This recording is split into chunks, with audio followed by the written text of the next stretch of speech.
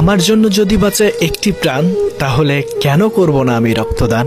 জরুরি বিভাগে দাঁড়িয়ে যখন ডক্টর বলে আপনাদের 2 ব্যাগ ব্লাডের প্রয়োজন, ঠিক সেই মুহূর্তে আমরা ছুটে যাই একটা ডোনারের খোঁজে। একজন ডোনারকে কল করার আগে কিছু কথা মাথায় রাখবেন।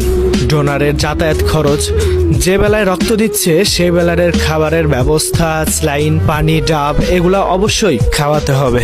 যে ব্যক্তি স্বেচ্ছায় করছে রক্তদান, আসলে তার মানসিকতা অনেক মহান। দেখুন, বর্তমান সময়ের সবচেয়ে বেশিরভাগ ডোনারই হয় স্কুল, কলেজ, এমনকি হোস্টেলের ছেলেমেয়ে। তাদের কাছে না থাকে অতিরিক্ত অর্থ এবং তাদের খাবারটাও না হয় বাড়ির মতো। তাই ডোনারের যত্ন নিন, নিজে পাশে দাঁড়ান, অন্যকে পাশে দাঁড়ানোর অনুপ্রেরণা যোগান। অনেক সময় দেখা যায় পরদিন এক্সাম, তবুও তারা ব্লাড দেয়।